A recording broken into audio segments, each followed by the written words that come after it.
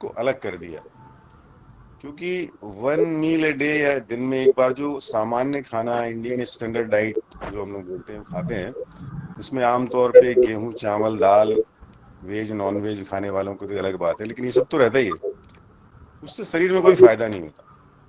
तो आप समझ ही नहीं पाएंगे कि फास्टिंग या रॉ फूड या फलाहार, इस सब से कितना फायदा होता है यदि आप 24 घंटे में एक बार भी गेहूं, चावल, दाल, इस तरह की बनी हुई चीज या कुक्ड आहार, पका हुआ खाना यदि लेते हैं, तो शरीर के अंदर का जो मैकेनिज्म है वो कभी भी आपको कोई मदद नहीं करता। इसीलिए वो कैटेगरी को इस साल हम लोग ने हटा दिया है। अभी हमारे पास जो कैटेगरी है उसमें एक है जिसमें मैं रहूंगा और काफी लोग रहेंगे, जिसमें 9 दिन हम सभी लोग वाटर पे रहेंगे। पानी के अलावा 9 दिन हम लोग कुछ ना खाएंगे ना पिएंगे। बाकी बॉडी की एनर्जी धूप से, हवा से मिलेगी, पानी से मिलेगी, और बॉडी का जो डाइजेस्टिव सिस्टम है वो पूरा उस समय रेस्ट करेगा। तब इस स्थिति में जाके शरीर का जो क्या बोलते हैं, प्रकृति द्वारा बनाया हुआ पावरफुल जो मैकेनिज्म है, जो सेल्फ क्या बोलते हैं, self cure mechanism, self healing mechanism, ये तभी चालू होता है। हम लोग में से बहुत सारे लोग इस बात को समझ ही नहीं पाएंगे, जो समाज में जिनका दिमाग मेडिसिन, डॉक्टर और अलग अलग प्रकार की थेरेपी से इतना प्रभावित है कि ये दुर्भाग्यशाली लोग मैं बोलता हूँ उनको। दुर्भाग्यशाली इसलिए बोलता हूँ कि एक इतना पावरफुल जिसके बारे में हम लोग कहते हैं, नेचुरोपैथी के बड़े बड़े विद्वान कहते हैं कि उपवास एक प्रकृति का वरदान है हमारे लिए, और ये किसी व्यक्ति का बनाया हुआ नहीं है, ये प्रकृति ने खुद ही तैयार किया हुआ। और ये उपवास शरीर में होने वाले तमाम रोग, जो तथाकथित मेडिकल साइंस द्वारा इनक्योरेबल बोलते हैं, जैसे कैंसर है, इसके बाद HIV है, बहुत सारे हेपेटाइटिस के रोग हैं, पार्किंसन है, और शुगर बीपी की तो कोई बात ही नहीं है। हम लोग तो इसको मतलब जो फास्टिंग को थोड़ा बहुत भी जानता है और इंटेलिजेंटली इसको लागू करना सीख जाता है, वो तो हंसी मजाक की बात है हम लोग के लिए।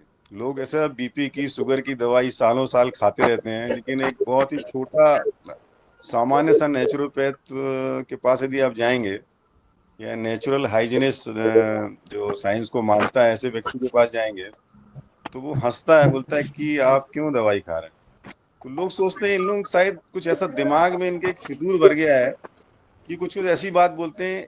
ऐसा इसलिए सोचते हैं तमाम लोग समाज के, क्योंकि उन्होंने इस विषय को टच ही नहीं किया। उनको नेचुरल लॉ, नेचुरल साइंस के बारे में कुछ मालूम ही नहीं। वो मैन मेड साइंस, स्पेशली जो मैन मेड मेडिकल साइंस है, उससे वो इतने प्रभावित हैं कि जो हमारे शरीर में खुद का जो सेल्फ हीलिंग इनका माइक मैकेनिज्म चालू है, है। जो आपकी कई लोग के माइक चालू है, उसको किरण जी बंद का करिए। माइक बंद करवा दीजिए, इनका सभी माइक लोग से अपने, आवाज। लखन जी माइक बंद करिए आप, बनखेड़ी वाले। हाँ, आप माइक बंद, ठीक है। और बाकी लोग भी माइक बंद कर लें, वीडियो चालू कर लें तो अच्छा होगा। जी किरण जी कारण का क्या सर, है, किरण जी का। अभी भी कुछ लोगों के माइक चालू हैं, माइक बंद कर लें।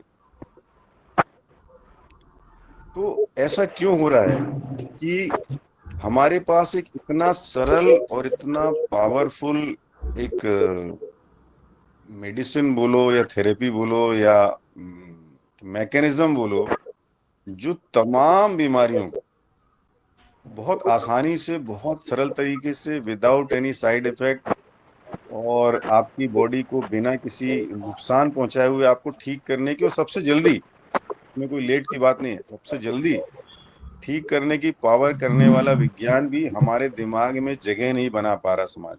उसका कारण क्या है? उसका कारण है हम लोग इतने ज्यादा प्रभावित हैं। ये जो तुरंत आराम की जो चिकित्सा पद्धति है, या दवाई जीवन भर खाते रहो और बीमारियों को मैनेज करते रहो। तो बीमारी के साथ हमको बचपन से एक चीज के बारे में बताया गया है, वो बीमारी मतलब डॉक्टर और बीमारी मतलब दवाई। ये चीज हमारे समाज में ज्यादातर लोगों के दिमाग में इतनी गहरी पैठ बना ली है कि जब कोई कैंसर का मरीज या कोई ऐसा दुरूह बीमारी से पीड़ित व्यक्ति जब आता है, तो हम लोग जब उससे कहते हैं या नेचुरोपैथ हम लोग होते हैं कि क्यों परेशान हो रहे हैं, तो आसानी से ठीक हो जाएगा। तो वो लोग ऐसे चमत्कारिक उससे देखते हैं कि क्या बात कर रहा है, ऐसा कैसे ठीक हो सकता है। वो इसीलिए ऐसा होता है कि उन्होंने इस चीज को, ऐसा नहीं कि वो जो चिकित्सा पद्धति कर रहे हैं उसके विज्ञान को ही वो समझते हैं, वो नहीं समझते हैं। लेकिन उनको ऐसा दिमाग में बैठा दिया गया है कि इससे बीमारी ठीक होती है। लेकिन ये हमारा अनुभव है, हम सभी का अनुभव है कि आज हम लोग देख रहे हैं कि बीमारी तो कोई भी ठीक नहीं हो रही। बीपी की दवाई जीवन भर खाना है, शुगर की दवाई जीवन भर खाना है, थायराइड की दवाई जीवन भर खाना है, कैंसर की दवाई जीवन भर खाना है, आर्थराइटिस की दवाई जीवन भर खाना है। तो भैया ट्रीटमेंट कहाँ हो रहा है ये बताइए ना। आप कौन सी बीमारी ठीक कर रहे हैं ये बताइए। और बाकी कुछ बीमारी जो हमको लगता है ठीक हो जाती है, एक्चुअली उसके लिए दवाई की जरूरत ही नहीं है, वो तो अपने आप ही शरीर ठीक कर। बहुत सारी ऐसी बीमारी हैं जिसको हम लोग एक्यूट रोग बोलते हैं, तरुण रोग। जैसे किसी किसी को पॉक्स निकलते हैं, माता निकलती है, वो भी तो एक बीमारी है। लेकिन वो कैसे ठीक हो जाती है? उसको थोड़ा सा डाइटरी मॉडिफिकेशन करिए, थोड़ा रेस्ट करिए, बिना दवाई के ठीक हो जाती है। तो ऐसी बहुत सारी बीमारी हमारे शरीर में है जो हमारा शरीर खुद ही ठीक करता रहता है। हमारे हाथ में कभी कट लगता है, चोट लगती है ना, खून आता है, क्या हर बार हम दवाई लेते हैं? कैसे ठीक होता है? ठीक हो जाता है, शरीर उसको ठीक कर लेता है। सर्दी भी होती है, लोग जो लोग दवाई नहीं लेते उन लोग जानते हैं कि सर्दी की दवाई लेने से ज्यादा समय लगता है ठीक होने में। नई दवाई लेते हैं तो बहुत सारी सर्दी खुद ही ठीक हो जाती है, खांसी ठीक हो जाती है, बुखार ठीक हो जाता है। तो वो तो एक्यूट डिजीज है, वो सिर्फ सेल्फ लिमिटिंग डिजीज होती है, वो अपने आप ठीक हो जाती है। और यदि आपको थोड़ा बहुत भी एक आध दिन का फास्ट करने की हिम्मत है, 2 दिन के फास्ट करने की हिम्मत है, या खाने की मात्रा कम करके डाइजेस्टिव सिस्टम को रेस्ट देने की कला आपको आती है, तो इसको आप तो घर में आसानी से मैनेज कर ले। तो इनकी बीमारी की मैं बात नहीं कर रहा, मैं बात कर रहा हूँ कोई भी क्रॉनिक बीमारी के बारे में बताइए। किडनी खराब हो रही है, डायलिसिस चल रहा है, क्या किसी किडनी ठीक हो रही है? लेकिन फिर भी हम लोग इतने उतावले हैं, इतने बेताब हैं उस चिकित्सा पद्धति को अपनाने के लिए कि लाखों लाख रुपए अपना जीवन का जो जीवन की कमाई है वो सब बर्बाद करके उस चिकित्सा पद्धति में जाते हैं। जमीन किसान लोग गिरवी गरीब आदमी रख के ट्रीटमेंट कराता है, लेकिन मिलता क्या है उसको? कुछ नहीं मिलता। तो हम लोग तभी आप लोग को समझाने की कोशिश करते हैं जो हम लोग से जुड़े लोग हैं कि सिर्फ एक बार अपना पूर्वाग्रह निकालिए, ज्ञान प्राप्त करने की डॉक्टर कोशिश साहब आवाज कीजिए। बहुत स्लो आ रही है। हाँ जी। डॉक्टर साहब बाकी लोग आवाज को स्लो आवाज आ आ रही रही है? किरण जी है। माइक बंद भी कर नहीं सर जी। बाकी लोग, आपके माइक बंद करिए, बाकी लोग को आवाज आ रही है ठीक? हाँ जी सर, कभी-कभी हल्का बाकी लोग एक किरण का माइक चालू है पता नहीं। हाँ, बाकी लोग को आवाज आ रही है?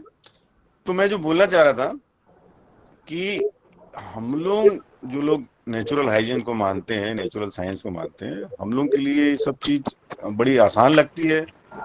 और हम लोग को बड़ा दुख होता है कि हमारे परिचित लोग जो है वो इस बात को जानने की कोशिश नहीं करते, समझने की कोशिश नहीं करते। तो एक मौका है नवरात्रि का, जिसमें एक पावरफुल जो हीलिंग जो हमारे बॉडी की एक्टिविटी बोलो या मैकेनिज्म बोलो, उसको समझने का एक मौका है। क्योंकि हम लोग सभी लोग, कुछ लोग धार्मिक मान्यता के हिसाब से उपवास करते हैं, लेकिन उपवास तो करते हैं। तो हम लोग यहाँ किसी धार्मिक मान्यता के प्रोत्साहन के लिए नहीं आप लोग को उपवास करवा रहे हैं। एक मौके का इस्तेमाल इसलिए कर रहे हैं कि 9 दिन तो वैसे ही ज्यादातर लोग उपवास करते हैं, लेकिन इस उपवास का उनको कोई फायदा नहीं होता। क्यों नहीं होता है? कि उनको उपवास करने का साइंस तो मालूम ही नहीं है। वो तो रिलीजियस एक पुण्य प्राप्त करने के लिए, आत्मा की शांति के लिए और अपने दिल का बोझ हटाने के लिए, भगवान की सेवा के लिए ऐसा करते हैं। लेकिन हम लोग यहाँ इस सब को ना बढ़ावा देते हैं ना मानते हैं। हमें जानते हैं कि जो प्राकृतिक विज्ञान है, नेचुरल हाइजीन है, वो एक साइंस है, इस्टेब्लिश साइंस है। और उस साइंस के हिसाब से ही मैं आपको बताने की कोशिश करूंगा आप लोगों को बताने की कोशिश करूंगा कि कैसे उपवास के दौरान आपका शरीर ठीक होता है। और उसके बाद में जो लोगों के सवाल थे कि उपवास जो करना है उसमें क्या क्या सावधानी रखना है और उसकी तैयारी कैसे करना है, वो मैं बाद में बोलूंगा। और कुछ 15-17 मिनट का टाइम जो बचेगा वो मैं क्वेश्चन आंसर के लिए दूंगा। तो यदि आप लोगों के कुछ क्वेश्चन होंगे तो उस बीच में हम लोग चर्चा करेंगे। अब देखिए, उपवास की वैल्यू पहले हम समझते हैं, उपवास में होता क्या है, फिर हम समझेंगे कि उपवास को इतना बदनाम क्यों किया गया, उसमें क्या ऑब्जेक्शन है, समाज में जो ऑब्जेक्शन आते हैं, और उसके बाद बाकी बातों की चर्चा करूंगा।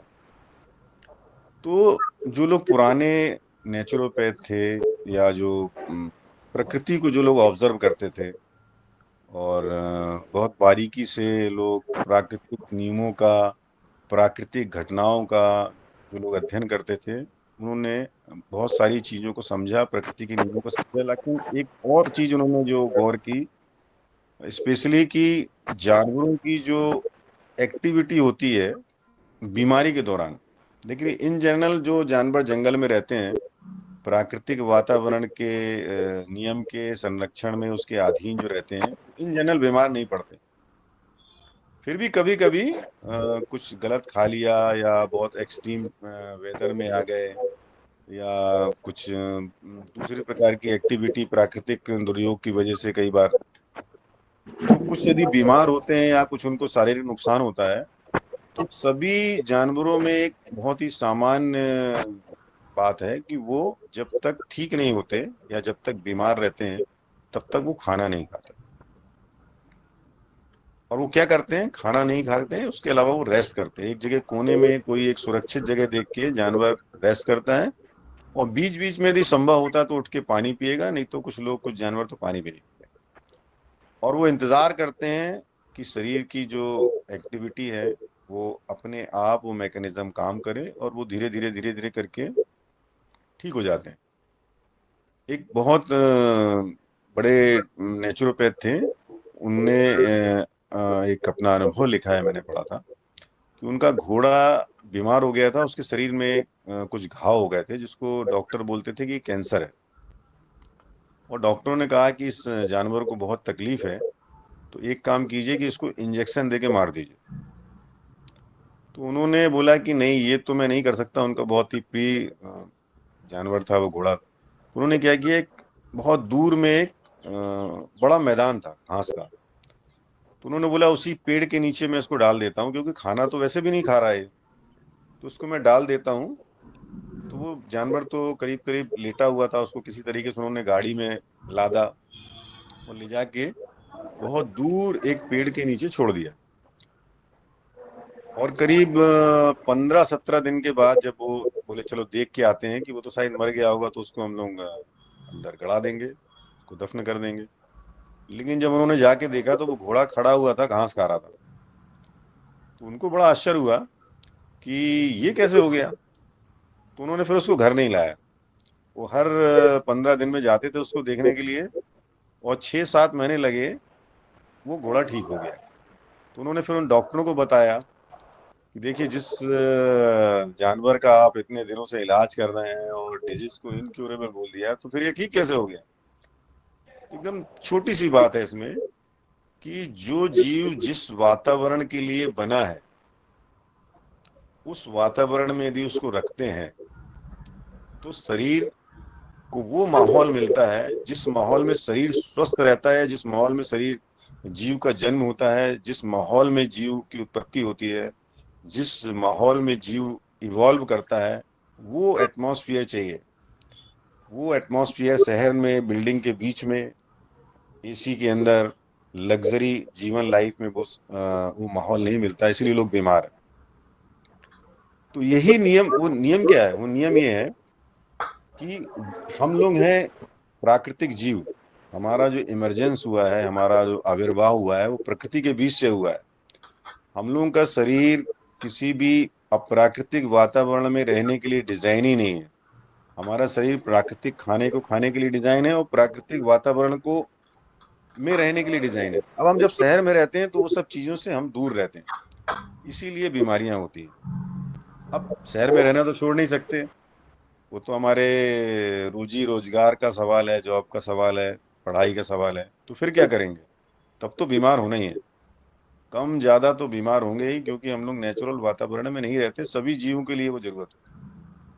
तो फिर बीमार होंगे तो फिर हमारे पास दो रास्ते हैं।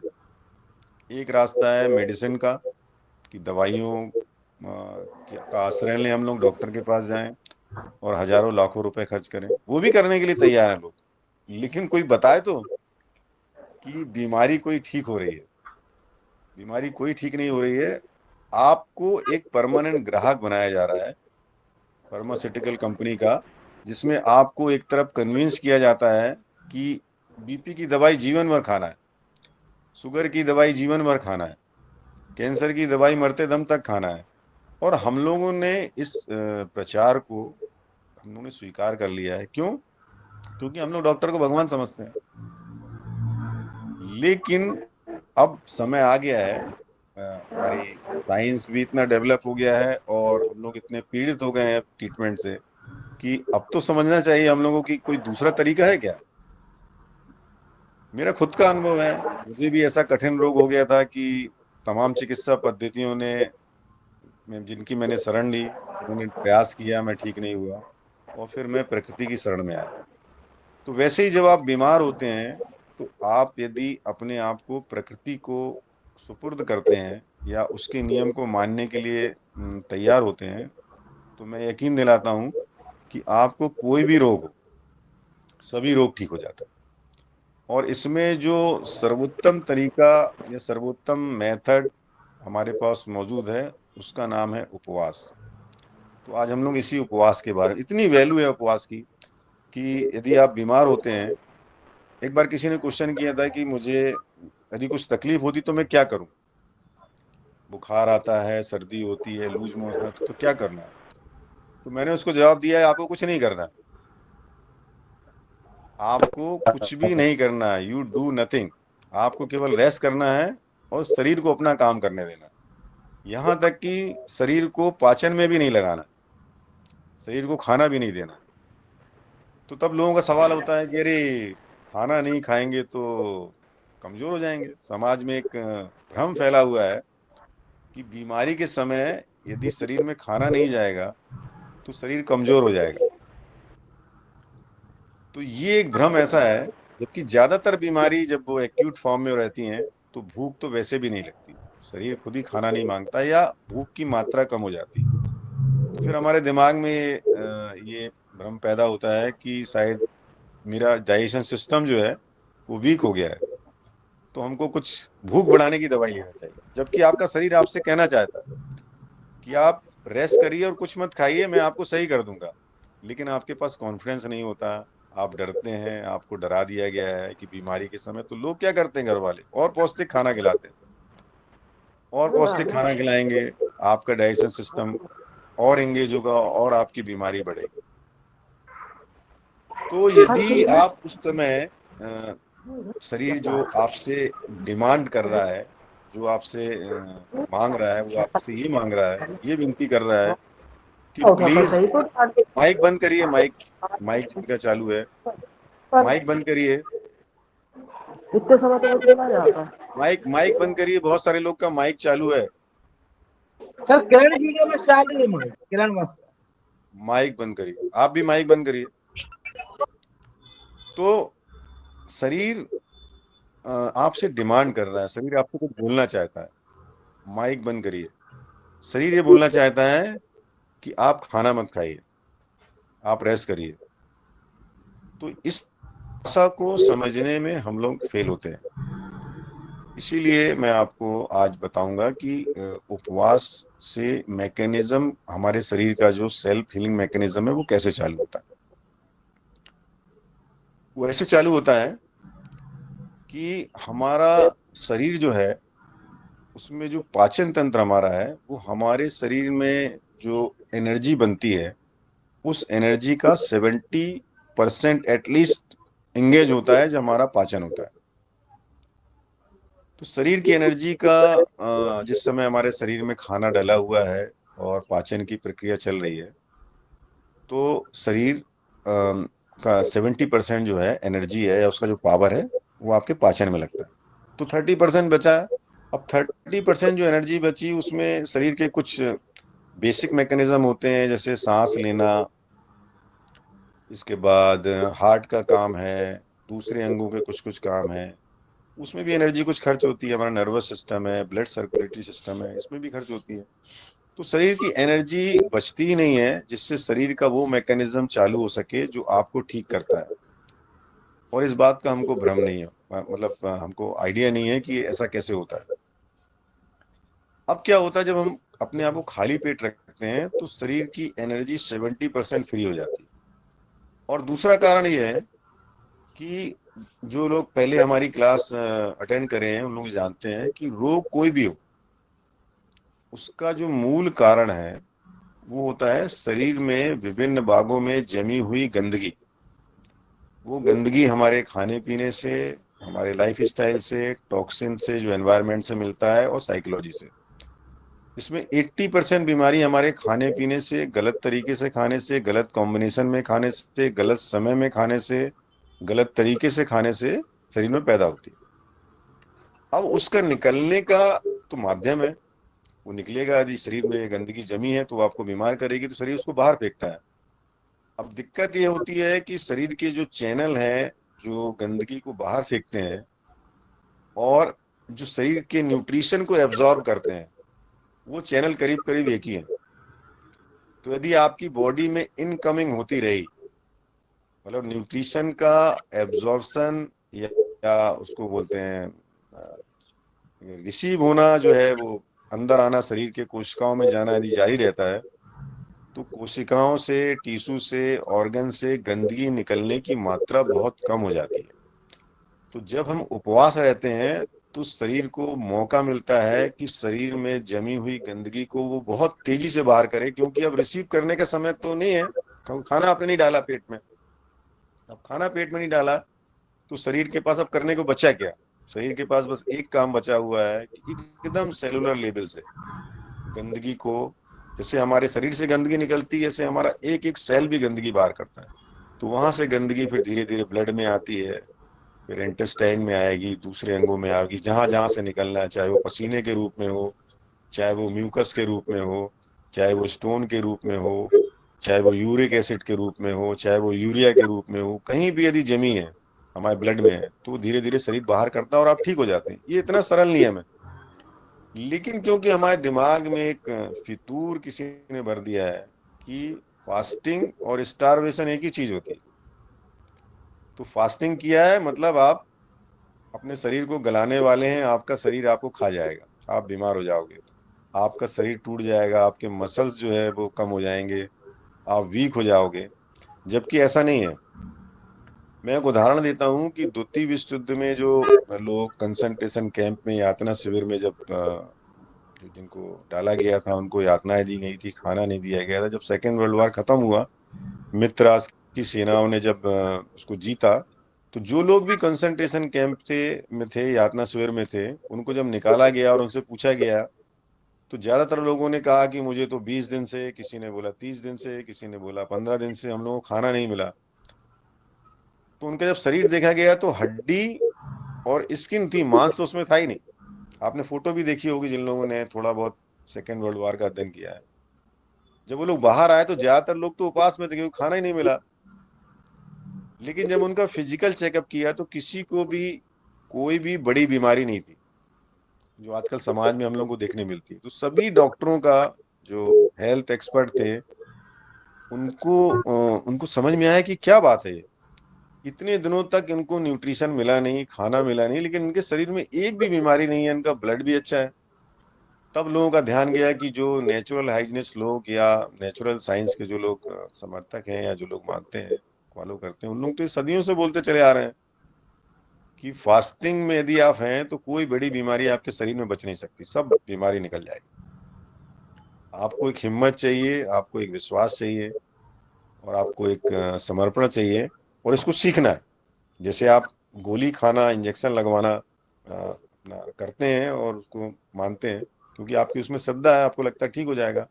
वैसे ही जब इस सिस्टम को आप बदलते हैं और नेचुरल लाइफ स्टाइल में और बिना बीमारी के रहना सीखने के आप इच्छुक हैं, तब आपको इस बात को समझना पड़ेगा कि फास्टिंग काम कैसे करती है और उससे फिर हमारे शरीर से बीमारी ठीक कैसे होती है, टॉक्सिन कैसे बाहर जाते हैं, वो बाकायदा दिखते हैं आपको, वो आपका अनुभव होता है। तो ये एक मौका है, 9 दिन इसमें आप लोग शामिल हुई है। अच्छा, फास्टिंग और जो मैं थोड़ा शॉर्ट में बता दूं कि स्टारवेशन एक चीज नहीं होती। देखिए हमारे शरीर का कितना अच्छा नियम है, जब हम खाना बंद करते हैं तो सबसे पहले क्या होता है? सबसे पहले ये होता है कि शरीर में एक पदार्थ होता है, वो शक्कर का एक फॉर्म होता है, ग्लूकोज का, इसको बोलते हैं ग्लाइकोजन। वो हमारे सेलों में और ज्यादातर लीवर में जमा होता है। तो जब हमको भूख लगती है और हमको खाना नहीं मिलता, तो शरीर फिर उस ग्लाइकोजन को एनर्जी के रूप में कन्वर्ट करता है। वो ब्लड में आता है, लीवर थोड़ा थोड़ा करके उसको छोड़ता जाता है, वो आपके खून में आता है और आपका काम चल जाता है। कई बार आपने अनुभव किया होगा कि जब आपको भूख लगी और खाना नहीं मिला तो एक आध घंटे के बाद आपको लगता है अब तो भूख मर गई। वो एक्चुअली में भूख मरती नहीं है, वो लीवर में जमा हुआ जो ग्लाइकोजन है वो फिर ग्लूकोज में कन्वर्ट हो जाता है। ग्लाइकोलिसिस एक प्रोसेस होती है उससे, और आपको एनर्जी मिल जाती है। आपका शरीर सेलुलर लेवल पे एटीपी बना लेता, मिटोकॉन्ड्रिया बोलते हैं, माइटोकॉन्ड्रिया बोलते हैं सेलों में, और वो एनर्जी में कन्वर्ट कर लेता है, उसको एटीपी बोलते हैं। और आपके शरीर का अपना काम करने लगता है, तो आपको लगता है भूख खत्म हो गई। अब ये भी लेकिन ज्यादा दिन तो रहता नहीं है। जब आपका ग्लाइकोजन खत्म हो जाएगा तो शरीर फिर क्या करेगा?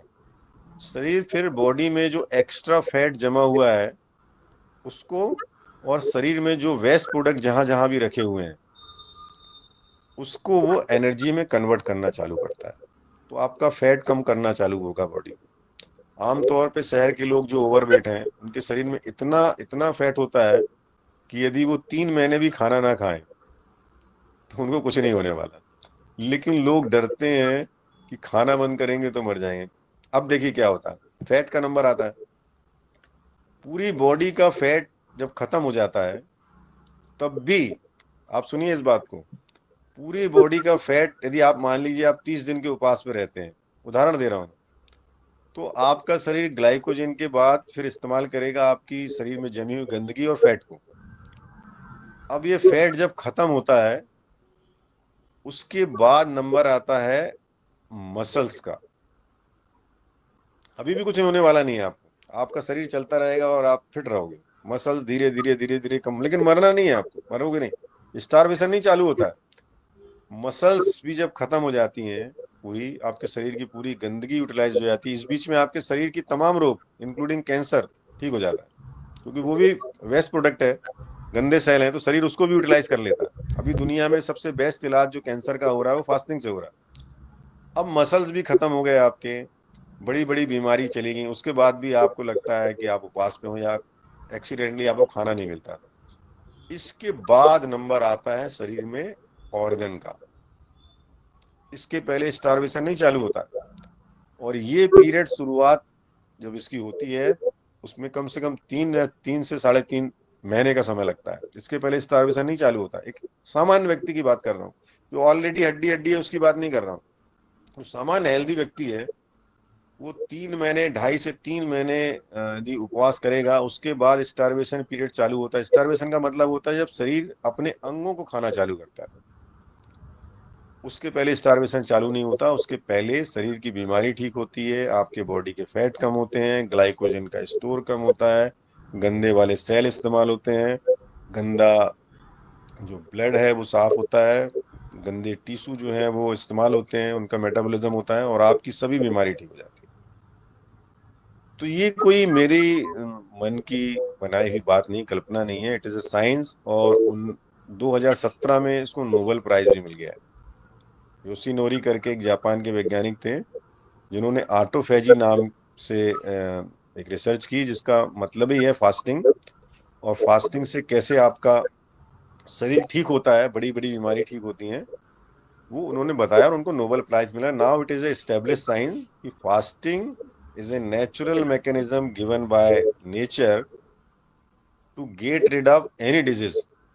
अब मैं उन डिजीज की बात नहीं कर रहा जो वंशानुगत होती हैं या बाई बर्थ होती हैं, लेकिन तथाकथित सभी बीमारी जो इनक्योरेबल बोली जाती हैं, वो सभी क्योर हो सकती हैं, जो हम लोग इनक्योरेबल मानते हैं या समाज मानता है, सभी ठीक हो सकती हैं, कुछ बीमारियों को छोड़ के। जो वंशानुगत होती हैं, शरीर में कुछ जेनेटिक डिस्टरबेंस है, डीएनए में डिस्टरबेंस है आपके, हो गई, उन बीमारी को छोड़ के शरीर उपवास से सभी बीमारी को ठीक कर लेता है। तो अब हम उपवास यदि करने जाएंगे तो हम क्या उम्मीद करते हैं कि उपवास हमारे लिए क्या करेगा। तो मैंने जो चीजें बताई हैं, आपको वही एक्सपेक्टेशन होना चाहिए, वही आपको लाभ मिलने वाले हैं कि आपकी तमाम बीमारी स्टेप बाय स्टेप करके ठीक हो जाएगी।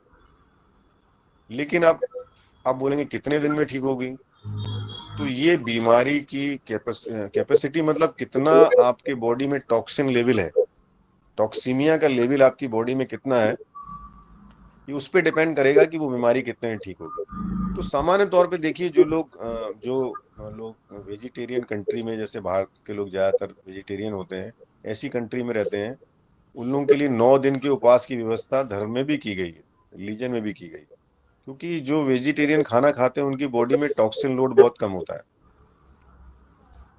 आजकल के जो वेजिटेरियन खाना, उनकी बात नहीं कर रहा हूँ, वो तो बहुत गंदा खाना आजकल हो गया है, जंक फूड हो गया है, लेकिन जो सामान्य वेजिटेरियन खाना खाने वाले लोग हैं, और वो कंट्री जहाँ लोग नॉनवेज ज्यादा खाते हैं, मांस मटन ये ज्यादा खाते हैं, मिल्क प्रोडक्ट ज्यादा इस्तेमाल करते हैं, उनकी बॉडी में टॉक्सिन लोड ज्यादा होता है। तो आप देखिए वहां पे 30 दिन 40 दिन के उपवास की व्यवस्था है। ऐसी कंट्रियां जो मांस मच्छी ज्यादा खाती हैं, एनिमल प्रोडक्ट ज्यादा इस्तेमाल करती हैं, उनके देशों में जो धर्म है उसमें 30 दिन 40 दिन के उपवास की व्यवस्था है।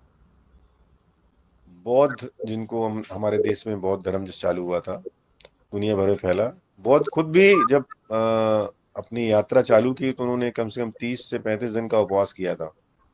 ऐसे दुनिया में बहुत सारे उदाहरण मिलेंगे, लोगों ने उपवास किया और अपनी बड़ी बड़ी बीमारी को ठीक किया। क्योंकि आपको जानकारी नहीं है, आप उस लाइन में आपने सोचना नहीं चालू किया, तो आपको उस दुनिया से आपका वास्ता नहीं है, और आप दवाइयों के ऊपर आश्रित हैं। तो इस दौरान 9 दिन के दौरान जब उपवास हम लोग करेंगे, तो कोशिश करूंगा मैं, क्योंकि मैं तो वाटर फास्ट पे रहूंगा, जब भी मुझे लगेगा कि कुछ एक क्लास लेना है आप लोग की, या कुछ क्वेश्चन आएंगे, तो उस दिन हम लोगों का सेशन भी होगा, हर साल होता है, और आप लोग सबको सिखाया भी जाएगा। लेकिन इस साल 1 मील ए डे वाला, जो कुक्ड फूड वाला जो कैटेगरी थी, उस कैटेगरी को हम लोग ने हटा दिया है। अब मैं कुछ बातें बताऊंगा जो लोगों ने क्वेश्चन किया था कि हमको तैयारी कैसी करनी। देखिए, यदि आप किसी मेडिकेशन पे नहीं है, तो मैं चाहता हूं कि लोग वाटर फास्ट जो लोग करना चाहते हैं, उन कैटेगरी की मैं पहले बात करूंगा, कि एकदम से 9 दिन, यदि आपने कभी 3 दिन का वाटर फास्ट नहीं किया है, तो 9 दिन का वाटर फास्ट नहीं करिए आप, 3 दिन का करिए। 3 दिन के वाटर फास्ट कोई भी आसानी से कर सकता है, तो उनको कोई दिक्कत होगी नहीं। और मेडिकेशन पे जो लोग हैं, सीरियस बीमारी से जो लोग लिंक हैं, उन लोग उपवास ना करें, उन लोग रॉ फूड पे रहें, 9 दिन वो कच्चा खाना खाएं। इसके बाद है एक कैटेगरी जिसमें हम लोग ने जूस रखा हुआ है, 9 दिन जूस ही पीना है। ये जो लोग पहले भी रॉ फूड पे रह चुके हैं, उनके लिए बड़ा आसान होगा, और वो रह सकते हैं। लेकिन कैटेगरी वही है, वो तरीका वही है कि यदि आप सीरियस किसी बीमारी से जूझ रहे हैं, तो आपको नहीं फास्ट पे रहना है, आपको रॉ फूड पे आना है, जूस पे भी नहीं रहना, और फल पे भी नहीं रहना। तीनों कैटेगरी में आपको नहीं आना है, आपको रॉ फूड पे रहना है, मतलब जिसमें सब्जी सलाद भी आपको खाने मिले। उसका कारण मैं बता देता हूँ कि फ्रूट्स जो है, उपवास के बाद सबसे पावरफुल डिटॉक्सिफायर है। आपके शरीर की गंदगी को निकालने का जो फल का जो पावर है, वो सब्जियों से, सलाद से ज्यादा है। तो दिक्कत क्या होती है, दिक्कत कुछ ऐसी बड़ी नहीं होती है, लेकिन कभी कभी क्या होता है, डिटॉक्सिफिकेशन बहुत स्ट्रांग होता है, तो उससे आपको डिस्कम्फर्ट होने की संभावना रहती है। इसीलिए जो लोग मेडिकेशन पे हैं या किसी गंभीर बीमारी से जूझ रहे हैं, उन लोगों को रॉ फूड पे रहना चाहिए, उनको फ्रूट या जूस फास्ट को उनको अवॉइड करना चाहिए। और कोशिश कीजिए, यदि आप उपवास के दिन के नजदीक आ रहे हैं, तो एक हफ्ते पहले से अपने खाने में रॉ फूड की मात्रा आप बढ़ाते जाइए, मतलब 1 मील ए डे पे आ जाइए उपवास के एक हफ्ते पहले। तो आपको जूस फास्ट करने में, और फ्रूट में रहने में, और रॉ फूड में रहने में कोई परेशानी होगी। एक बात मैं यहाँ क्लियर कर दूं कि जूस फास्ट, फ्रूट फास्ट या रॉ फूड जो बोलते हैं, ये फास्टिंग में नहीं आता है। ये फास्टिंग के लिए बॉडी को तैयार करने की एक प्रोसेस है। फास्टिंग में तो केवल एक ही चीज आती है, वो है निर्जला या वाटर फास्ट। तो निर्जला को हम लोग इतना प्रमोट नहीं करते, और हम लोग ये चाहते हैं कि वाटर तो लिया ही जाए एटलीस्ट, क्योंकि शरीर से जो गंदगी निकलती है उसको डिजॉल्व होने के लिए, टॉक्सिन को डिजॉल्व होने के लिए वाटर की जरूरत पड़ती है। तो एलिमिनेशन आसानी से बॉडी से होता है। तो आप लोग जो लोग फ्रूट फास्ट पे या फलाहार पे रहेंगे, फ्रूट फास्ट नहीं बोलना चाहिए, फलाहार पे रहेंगे, और या जूस पे रहेंगे या फिर रॉ फूड पे रहेंगे, तो उनको कोशिश करना है कि एक हफ्ते पहले से वो करीब करीब 75% अपने खाने में फल और सलाद लेना चालू करें। और जो अन्न या पका हुआ खाना जो हम लोग अभी खाते हैं घर में, इंडियन स्टैंडर्ड डाइट बोलते हैं, जो भी आप खाते हैं, वो आप रात में एक बार लें। और भरपूर पानी का इस्तेमाल करें, डिहाइड्रेटेड ना हो। अच्छे से बॉडी को हाइड्रेट करें, जिससे आपकी बॉडी अगले जो जो तैयारी है उपवास की, उसके लिए तैयार हो सके। तो इतना ही मेरे ख्याल से काफी है। तो जो मना हम लोग करते हैं वो किन लोगों को करते हैं, जो 18 साल से कम है, प्रेग्नेंट वुमेन है, लेक्टेटिंग वुमेन है, जो बच्चों को दूध पिला रही हैं, ऐसी महिलाएं हैं, या फिर अंडरवेट लोग हैं जो ऑलरेडी बहुत, जिनका वजन कम है, सीरियस इलनेस किसी के अंदर है, तो उसको मना करते हैं। जो लोग लॉन्ग मेडिकेशन पे हैं, 5-5 7-7 दवाइयां खा रहे हैं लगातार दिन में 3 बार, और सालों से खा रहे हैं, उनको भी डायरेक्ट उपवास में नहीं आना चाहिए। जिनकी वाइटलिटी, अपना बंद करिए माइक बिहारी लाल जी। तो जिन लोगों की वाइटलिटी वीक है बहुत पहले से ही, किसी बीमारी की वजह से या किसी दूसरी वजह से, तो उनको, या जो सीवियर टीबी पेशेंट हैं, उनको भी उपवास नहीं करना चाहिए। इस तरह के उपवास नहीं करना चाहिए, सलाह लेके करना चाहिए। दूसरी बात मैं बता दूं कि ये जो आयोजन हम लोग कर रहे हैं, ये कोई एज ए मेडिकल सलाह है आपको आयोजन नहीं किया जा रहा है। आपको यदि कोई भी ये एक अनुभव है जो मैं बांट रहा हूँ, और आप अपनी स्वेच्छा से इसमें फॉलो करेंगे, ये कोई ट्रीटमेंट का कोई गाइडेंस नहीं है। और यदि किसी को कोई गंभीर बीमारी होगी तो वो किसी डॉक्टर से सलाह लेके ही उनको करना है, या एक्सपर्ट से सलाह लेना। तो इतना ही आज मैं इसके बारे में बताऊं, क्योंकि समय हो गया है। अब 15-20 मिनट का समय जो बचा है, उसमें यदि आप लोग के कोई सवाल होंगे तो उसका जवाब मैं देने की कोशिश करता हूँ। ठीक है, बताइए। सर जैसे 9 दिन फलाहार पे रहते हैं, तो इसमें क्या बोलते, बीपी वगैरह लो तो ना हो जाए, जैसे अपन फल बस खाए, नमक नहीं ले रहे तो? नहीं नहीं, नमक लेने की जरूरत ही नहीं है। मैंने पिछले मई में बताया, इस बात का मैं कई बार जवाब दे चुका हूँ, कि जो आप नमक खाते हैं ना, जी वो नमक आपके शरीर में लगता ही नहीं है। जी। पिछली बार मैंने रिपोर्ट भी दिखाई थी, ऐसा ही सवाल आया था कि मैंने पिछले साल 1 महीने केवल, आप फल क्या बात है, मैं तो एक ही फल खाया था, आम पे रहा 1 महीने। और उसके बाद मैंने अपनी मेडिकल रिपोर्ट आपको दिखाई थी, जो लोग ने भाग लिया उस प्रोग्राम देखा है, कि नॉर्मल था सॉल्ट। तो हमको जो सॉल्ट हमारे शरीर को मिलता है वो ऑर्गेनिक सॉल्ट है। वो हमको सब्जियों से, सलाद से मिलता है, क्योंकि आपके खाने में सब्जियां सलाद कम हो रहती हैं, इसलिए नमक की कमी होती है, और वो पके हुए खाने में ज्यादा नमक की आपको जरूरत पड़ती है। वो हमारे शरीर में काम नहीं आता, वो बहुत दिक्कत करता है, वो टॉक्सिन है। Salt is a drug, medicine है वो। हमको जो नमक मिलता है, जो हमारे शरीर में लगता है, वो सब्जियों, सलाद और फलों से मिलता है।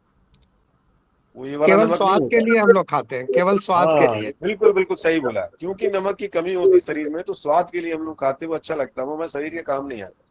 तो नमक की कमी होती नहीं है जनरल। हाँ बताइए। और जो लग रहा है बीपी की बात है, तो शरीर क्या करता है, आपको बताता है कि अभी आपको रेस्ट करना है, तो आपको रेस्ट करना है।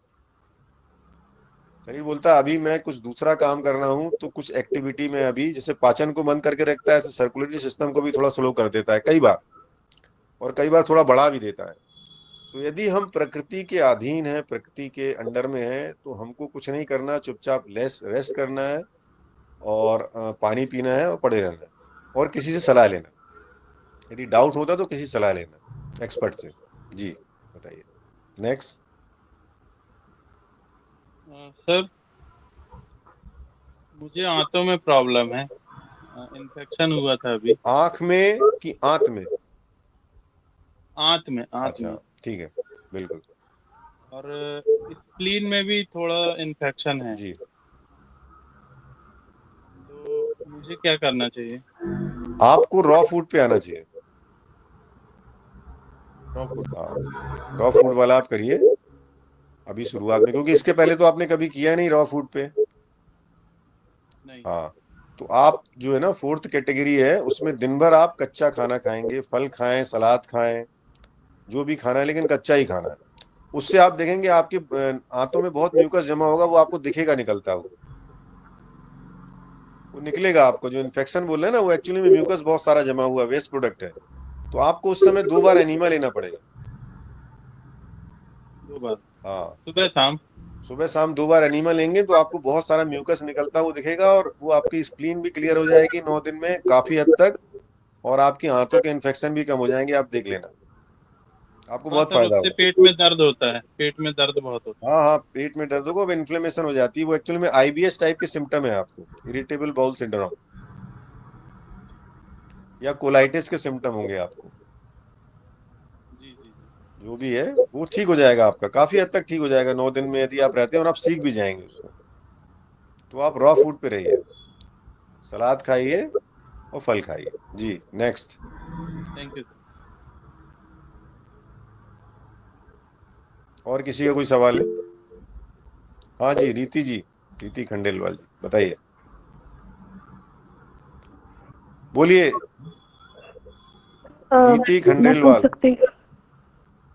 हाँ, वीडियो चालू करिए आप, जरा देख तो लें आपको। कौन पूछ रहा है सवाल, बताइए। बोलिए रीति जी, बोलिए। सर बोल रहे हैं, बोलिए। हाँ जी सर, मैंने लास्ट नवरात्रों पे फास्ट रखा था, पर मैंने उस दिन वो 23 आवर्स का मैं रखती थी, पर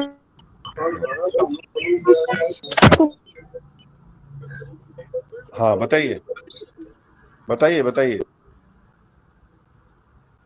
रीति जी बोलिए। हेलो। दोबारा बोलिए मैम, दोबारा बोलिए, दूसरी बार फिर से बोलिए।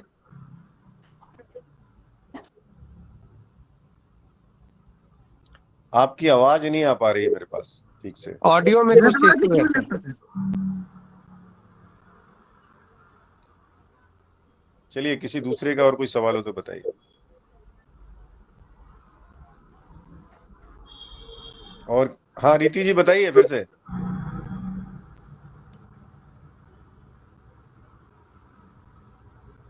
कुछ प्रॉब्लम सर है? एक चीज पूछना था मुझे। हाँ हेलो सर। हाँ जी, बताइए। जी सर। सर वो ये जूस और फ्रूट्स दोनों को कंबाइन किया जा सकता है क्या? कर सकते हैं, ठीक सर। कर सकते हैं। सोनू जी बताइए। हाँ जी, नमस्कार सर। नमस्कार।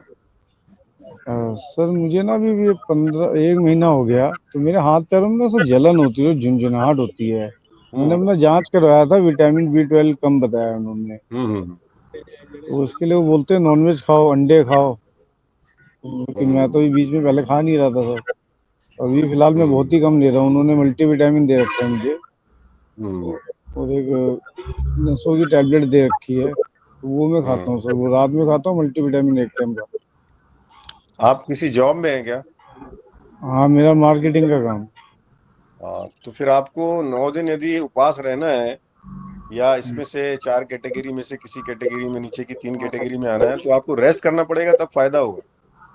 यदि आप अच्छा दिन भर घूमते रहेंगे तो बहुत ज्यादा फायदा होने वाला नहीं है। तो यदि अच्छा। आप 2 4 5 दिन भी रेस्ट कर सकते हैं, तो फिर आपको रॉ फूड पे रहना चाहिए, 9 दिन कच्चे खाने पे रहना चाहिए, उससे आपको बहुत फायदा होगा। और सर मैं ये पूछना चाह रहा था, मैं बीपी की गोली भी मेरी चालू कर दी है अभी, इन्होंने जनवरी से चालू कर दी, बीपी की टैबलेट खाता हूँ, वो 40 भी आप mg की चेक खा रहा था सर। वो भी आप चेक करिए, धीरे धीरे आपका बीपी भी इसमें कम होना चालू हो जाएगा। हम लोग तो नॉनवेज खाते नहीं है, तो फिर हम लोग को तो विटामिन B12 बहुत कम होना चाहिए, हम लोग चेक ही नहीं कराते। क्या करना चेक करा के? ये सब स्टैंडर्ड बना हुआ अमेरिका के हिसाब से, वहाँ नॉनवेज खाने वाले उनके हिसाब से, वो फॉर्मूला नहीं, जरूरी नहीं कि B12 की कमी से ही हो रहा, बहुत सारे फैक्टर हैं जो आपको वैसे सिम्टम आ सकते हैं। अब क्योंकि B12 एक मिल गया दिखना उनके पैथोलॉजी में, तो वो उसको पकड़ लिया उन्होंने, क्योंकि वो ऑलरेडी उनके अच्छा। एक फॉर्मेट में दिया हुआ है। आपके जो भी ट्रीटमेंट होते हैं ना, उसका एक फॉर्मेट हाँ बना जी। हुआ है, तो वो फॉर्मेट के अच्छा। हिसाब से फिट हो जाता है, तो बस उस लाइन में आदमी सोचने लगता है। आपको मैं बताता हूँ, कोई बीमारी होने के बाद 4 विशेषज्ञ को दिखाइए आप। एक न्यूरो वाले को दिखाइए, एक हार्ट वाले को दिखाइए, एक लंग्स वाले को दिखाइए और एक पेट वाले को दिखाइए। 4 लोगों को आपको मैं एक्सपेरिमेंट अच्छा करने के दे रहा हूँ। चारों को दिखाइए, देखिए चारों के प्रिस्क्रिप्शन अलग होंगे आपके लिए। क्योंकि बीमारी कोई भी होती है तो सब सिस्टम, हमारी बॉडी तो एक ही है ना, हाँ हमारी जी हाँ बॉडी जी। तो एक ही है। कोई भी एक ऑर्गन बीमार नहीं हो सकता। अब एक दूसरे के ऊपर डिपेंडेंट है, इंटरडिपेंडेंट है, सब में कुछ ना कुछ कमी आती है। तो जो जिस लाइन का विशेषज्ञ है वो दवाई आपको लिख देगा, तो आप तो लेबोरेटरी हो अच्छा जाओगे दवाई खा खा के। तो वो नहीं करना है, दवाई आप खा के 9 दिन का इस्तेमाल करिए और फ्रूट पे या फल रॉ फूड पे रहिए। हाँ, अभी भी नेक्स्ट। सर दवाई खाते हुए मुझे 15 दिन हो गया, अभी आराम मिला नहीं, अभी थोड़ी होती ही है, जलन कम हुई है पर आप ठीक नहीं चलते होती। रहिए, उस बीच में चेक भी करते रहना, और हम लोग तो रहेंगे सेशन में, आपको गाइड करते रहेंगे। तो सर चलो, बीपी की दवा मैं छोड़ दूं क्या? मैं छोड़ना ही नहीं, चाहता हूँ बीपी की अचानक दवा नहीं अचानक खानी। बंद नहीं करना। दवाई आप चालू करेंगे ना तो ऑटोमेटिक बैलेंस होना चालू हो जाएगा। तो अभी जैसे मैं 40 mg खा रहा था, 20 mg कर दूं क्योंकि बीपी अब नॉर्मल है मेरा। हाँ, तो वो आप करिए सलाह से, लेकिन मैं जो बता रहा हूँ उसको चेक करते रहिए। जब आपको कम लगेगा तब हाँ आपको जी सलाह लेके उसको कम कर दो, ठीक है। एकदम से बंद मत करिए। हाँ जी, नेक्स्ट। हेलो। हाँ जी। Good morning sir. सर मेरा हाँ, हाँ, एक कि एक अगर मिनट, ये काम मुझे अभी। एक मिनट सुशील जी, एक मिनट रुकिए। हाँ, रीति जी कुछ बोल रहे हैं। जी सर। उनका था वॉइस। हाँ, बताइए मैडम। उस बार। हाँ जी, उस बार मैंने आपकी कुछ प्रॉब्लम है? ऑडियो में इशू है सर, ऑडियो में ऑडियो इशू में है। ऑडियो में कोई प्रॉब्लम? आपकी आवाज नहीं आ पा रही ठीक से। सर वीडियो बंद करा दीजिए, टेक्निकल तो इश्यू मैं है, आपकी हाँ, फिर ऑडियो हाँ, उसमें चलाने जल्दी। फास्ट लगेगा। हाँ, नहीं, आपकी आवाज नहीं आ पा रही। वीडियो मैम, वीडियो ऑफ कीजिए, केवल ऑडियो में बोलिए। वीडियो ऑफ कर दीजिए 1 मिनट के लिए और केवल ऑडियो में बोलिए।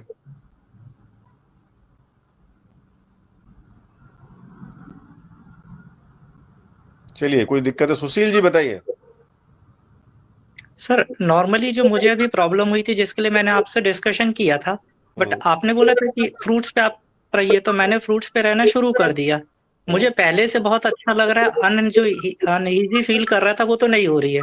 नींद प्रॉपर आ रही, बट मेरे को ये चीज पूछना था कि जैसे जनरली मैं नाइट में वॉकिंग नहीं कर पाता, तो उसके लिए मैं साइकिलिंग कर सकता हूँ क्या? देखिए, आपको शरीर की भाषा समझना है। शरीर यदि बोलता है कि आप कर सकते हैं तो उतना करना है कि एग्जॉस्ट ना हो जाए। एग्जॉस्ट नहीं करना है, क्योंकि जब आप किसी ट्रीटमेंट के अंदर है या कोई बीमारी आपके शरीर में एक प्रोसेस चल रही है, तो उस समय जी शरीर सर। को थकाएंगे तो शरीर की एनर्जी जो है ना वो उसको मैनेजमेंट में लग जाएगी, मसल्स को रेस्ट करने में लग जाएगी, है ना। तो जी वो एनर्जी हमको सेव करना है। जितनी आप एनर्जी सेव करेंगे आपकी बीमारी उतनी जल्दी ठीक। जी सर, बस यही क्वेश्चन था। Thank you sir. Next. Next. रीति जी बोलिए, अब आप बोलिए रीति जी। आप सुनाई दे रही है मेरी आवाज? हाँ, आ रही है। हाँ, ठीक है। हाँ जी सर, मैं ये कह रही थी कि लास्ट नवरात्रों में मैंने फास्ट रखा था 10 डेज का। हम्म। उसमें 23 आवर्स मैं भूखी रहती थी और 1 आवर ईटिंग विंडो में मैं खाती थी, मतलब लेस प्रोटीन वाला खाना खाती थी। अब इस बार मैं जो हूँ रॉ फास्ट रखना चाहती हूँ, लेकिन फास्ट मैं जब भी करती हूँ, चाहे जूस फास्ट करूँ, चाहे फ्रूट फास्ट करूँ, चाहे वाटर फास्ट करूँ, मेरे को कॉन्स्टिपेशन की टेंडेंसी होती है, वो बढ़ जाती है हम्म। और एनर्जी रहती नहीं होती कि एनेमा वगैरह कर सकूं। तो इसका क्या उपाय है? इसका कोई उपाय नहीं। इसका उपाय है उसको करते जाना है। क्या होता है देखिए, समझिए उसको।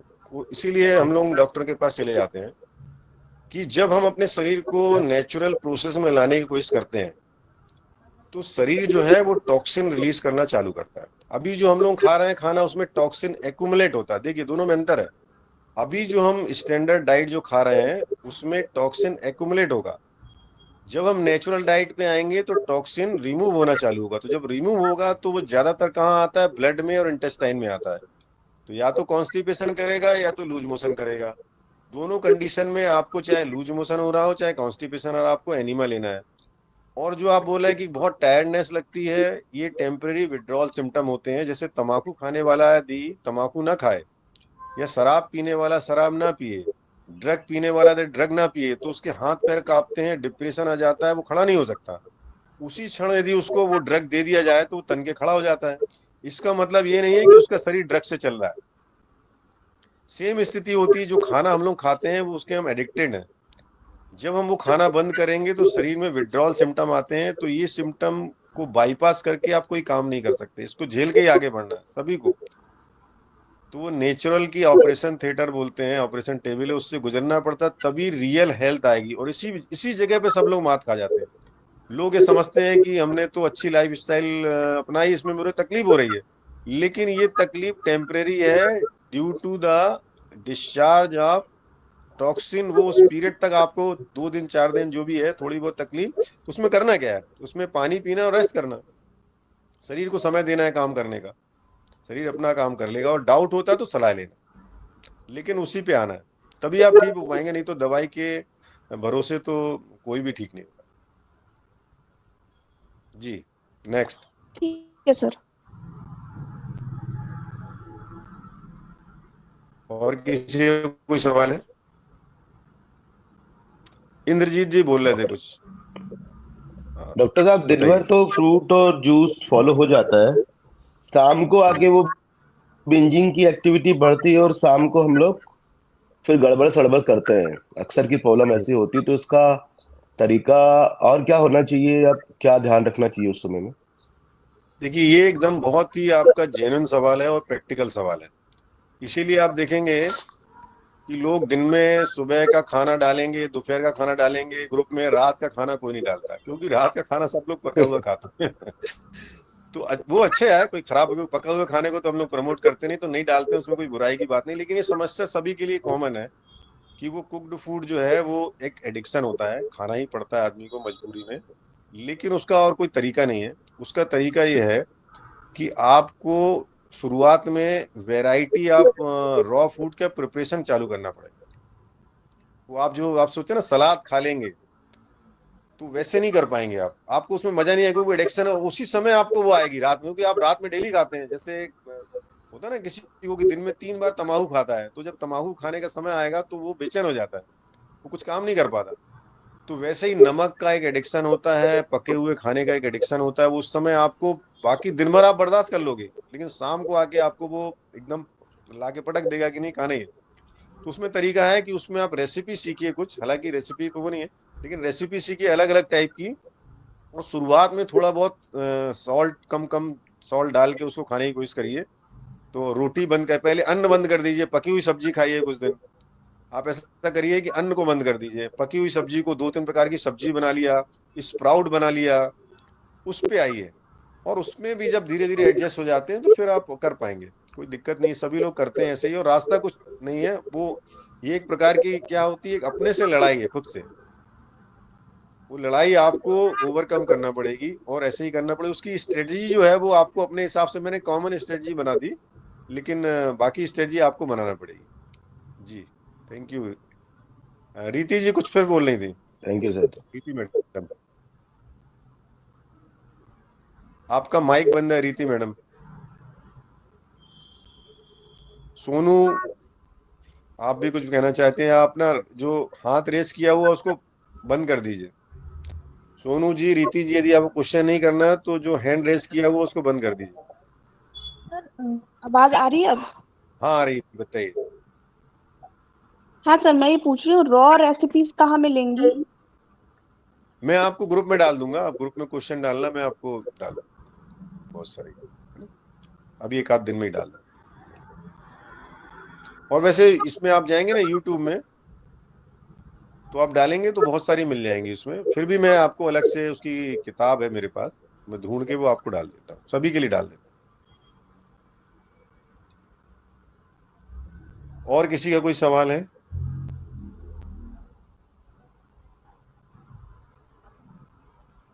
तो ठीक है, अब हम लोग बीच में, हाँ गोपाल मेहरा जी बताइए।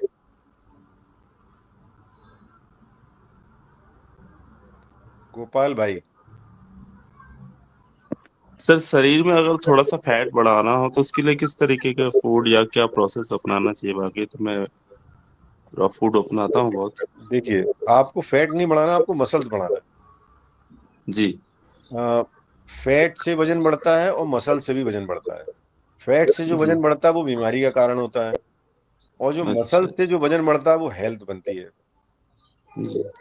तो अब जो रॉ फूड में रहेंगे तो आपकी मसल्स भी नहीं बनेगी, वजन भी थोड़ा अंडर रहेगा। यदि आप स्ट्रेनस एक्सरसाइज नहीं करते तो, यदि आप जिम जाएंगे, मांसपेशियों खींचेंगे, तभी आपका वजन बढ़ेगा, नहीं तो आप रॉ फूड खा के यदि टहलेंगे तो आपका वजन नहीं बढ़ने वाला। हाँ, तो उसमें आपको स्प्राउट ऐड करना चाहिए, इसके बाद नट्स वगैरह ऐड करना चाहिए। ये सब ऐड करेंगे और एक्सरसाइज यदि करेंगे डंबल से, वेट ट्रेनिंग जिसकी होती है वो करेंगे, तभी आपका वजन बढ़ेगा। आप सोचते हैं कि हम सिर्फ मॉर्निंग वॉक करेंगे और रॉ फूड पे खाएंगे तो आपका थोड़ा सा अंडर वेट ही रहेगा, लेकिन आप बीमार नहीं पड़ेंगे। देखने का प्रॉब्लम लगता है लोगों को, ये दिखने में अच्छा नहीं लग रहा है, तो वो तभी संभव, क्योंकि जब रॉ फूड हम लोग खाते हैं तो शरीर कुछ भी जमा नहीं करता है। एक्सेस कोई भी जो चीज बीमारी पैदा करेगी वो सबको एलिमिनेट कर देता है। सर इसलिए क्या आपका वजन नहीं बढ़ने वाला। पोटैटो ले सकते हैं क्या? बॉयल या ये सब भूंज के खा सकते हैं पोटैटो, यदि भूंज के? अन्न को नहीं खाना है तो हाँ, पोटैटो भूंज के खाने से अच्छा है। जी देखिए, हम लोग तो ऐसे कुक्ड फूड को प्रमोट नहीं करते, लेकिन जब ट्रांजिशनल पीरियड है और कई बार खाना नहीं मिलता तो हम लोग स्ट्रिक्ट डाइट में भी नहीं करते कि नहीं आपको फल ही खाना है। जी अब फल यदि मान लो न्यूट्रिशियस नहीं मिल रहा है और अच्छे से नहीं मिल रहा है तो आप क्या नहीं खाओगे क्या? ठीक। अवेलेबिलिटी की बात होती है, लेकिन इसको हमको वो सुविधा नहीं बनाना। अच्छा कुक्ड फूड जो है वो हमारी मजबूरी है, हमारी सुविधा नहीं है। जी सर, थैंक यू। तो ठीक है, जैसे आज के लिए इतना ही। हेलो हेलो हाँ जी, बताइए। जी सर, जैसे जूस बनाते हैं अपन, पालक लेके आए, हाँ पालक हाँ। अपन को कितनी मात्रा में लेके उसका जूस बनाना है और उसमें क्या क्या देखिए, चीजें मिक्स कर सकते हैं? वो हम आपको भेज देंगे, ग्रीन जूस की रेसिपी है ना। आज का जो सवाल है उसको करेंगे तो अच्छा है, आज का जो क्वेश्चन है ना उस पर यदि करेंगे जो विषय है तो ठीक है, मैं आपको डाल दूंगा ग्रीन जूस की रेसिपी, है ना, ग्रुप में। ठीक है ना? वैसे पालक है, धनिया है, 100 ग्राम पालक मिला लीजिए, थोड़ी सी धनिया मिला लीजिए, थोड़ी सी, कोई ऐसा रेशो नहीं है। हमारे शरीर में क्लोरोफिल जाना चाहिए और बहुत ज्यादा कड़वा भी नहीं लगना चाहिए, स्वाद भी खराब नहीं लगना चाहिए, इसलिए उसको पालक जो है इसका स्वाद ऐसा रहता है कि इसको अपन इस्तेमाल कर सकते हैं। इसके बाद जो वीट ग्रास होता है इसका भी जो टेस्ट होता है वो हम लोग यूज कर सकते हैं ज्यादा, तो आपके हिसाब से कर लीजिए, उसमें कोई दिक्कत नहीं है, बहुत ज्यादा उसमें फार्मूला नहीं है उसका कुछ। पालक और व्हीट ग्रास के स्वाद को काउंटर करने के लिए आप दो इंग्रेडिएंट्स बहुत अच्छा है, या तो आंवला डालिए आप, और नहीं तो फिर नींबू डालिए। ये दोनों पालक के भी स्वाद को और व्हीट ग्रास के भी स्वाद को, जो नेचुरल उसका स्वाद है, उसको वो काउंटर कर देता है और थोड़ा स्वादिष्ट बना देता है। जी हाँ जी, कृष्ण कुमार जी बताइए। सर नमस्ते सर। नमस्कार सर मैं ये पूछना चाह रहा था कि क्या उपवास में कौन सा वाला रह सकता हूँ? आपको, आपके लिए जी, आपके लिए फल पे रहिए। फल पे रहें। सर फल में भी कई डॉक्टरों का कहना रहता है कि खट्टे फल लेना ठीक नहीं रहता है अरे आपको बोलने किडनी पेशेंट के लिए। हाँ, आप तो फल खाइए, और देखिए बात उनके कहने पे नहीं जा रहा हूँ, फल जो है मीठे वाले ही अच्छे होते हैं। अच्छा। जो खट्टे वाले फल होते हैं वो आमतौर पे उसमें न्यूट्रिशन उतना नहीं होता है और वो क्लिनजिंग में ज्यादा इस्तेमाल होते हैं। तो आप जो मीठे फल है, फल तो मीठे अच्छे भी लगते हैं, खट्टे फल आप ज्यादा नहीं खा सकते, मीठे फल खा सकते तो मीठे फल खाइए। और सर तरबूज केले आपके लिए वगैरह, अच्छा है। केले वगैरह ले सकते केले? केला लेकिन उतना आपको फायदा नहीं करेगा फल में, कोई क्योंकि प्रोटीन जो ज्यादा ही मार्केट में रहता है केला आ रहा है, जो मार्केट में केला आ रहा है वो केला नहीं है, वो स्टार्च है, उससे कोई फायदा नहीं होता। सर ऐसा कर सकते जितने दिन वाटर पे रह सकते वाटर पे रहें, उसके बाद फिर अपना फ्रूट ले सकते या सलाद ले सकते। सही स्टडी, आपकी रणनीति बहुत अच्छी है, बहुत अच्छी रणनीति है। ठीक है सर, ठीक है वही। हाँ, इसके बाद मीना कुछ पूछ रही है। हाँ जी, हेलो, मेरा ये सवाल है कि वाटर फास्ट किन शर्तों के द्वारा रखा जा सकता है, और जो लोग वर्किंग है वो लोग वाटर फास्ट पे कैसे रह सकते हैं? नहीं, वाटर फास्ट में रहेंगे तो टोटल रेस्ट की जरूरत है। आप 3 दिन तक तो रह सकते हैं, 3 दिन के लिए मैंने बोला है, 3 दिन में ज्यादा प्रॉब्लम नहीं होती है, लेकिन कोई यदि 9 दिन वाटर फास्ट पे रहेगा तो बिना रेस्ट के ना उसको फायदा होगा बल्कि उसको तकलीफ होगी। क्योंकि जो लोग करे नहीं ना पहले, जो लोग किए हैं उनका अनुभव है, तो वो बहुत सारी चीजों को वो कवर कर लेते हैं, लेकिन जो लोग नए हैं उनको दिक्कत होगी, तो रेस्ट करना पड़ेगा। और नए को तो मैंने अलाउ भी नहीं किया, मैंने बोला नहीं, आप लोग 3 दिन का करिए बहुत है, जब 3-3 दिन के कई बार कर लेंगे तो उसके बाद फिर 9 दिन में जाइए। एकदम से 9 दिन के फास्ट करने के लिए सलाह नहीं देती। लेकिन जो लोग वर्किंग है वो कैसे कर सकते हैं? पूरे टाइम तो काम है। वर्किंग है तो वो आपका प्रॉब्लम है, नेचर का प्रॉब्लम नहीं है। नेचर में ना फैक्ट्री है ना बैंक है, कुछ नहीं है।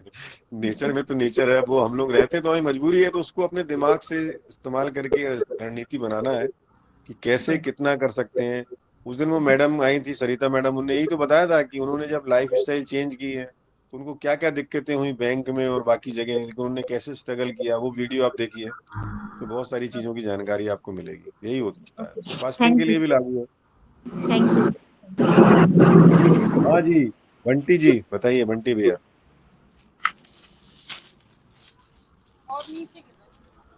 बंटी भैया, बंटी टंडन, बरेला से।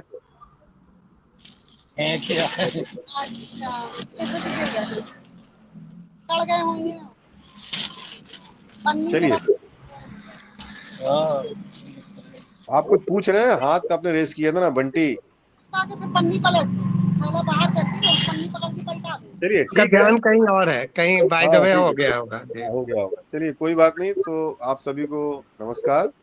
फिर नेक्स्ट क्लास की मैं उसमें डाल दूंगा जो भी होगा, कब करने वाले हैं, और फिर चर्चा करेंगे। बहुत अच्छा लगा, बहुत लाइव डिस्कशन था। आप सभी को बहुत बहुत धन्यवाद, और आप सब लोग अच्छे से करेंगे, शुभकामनाओं के साथ।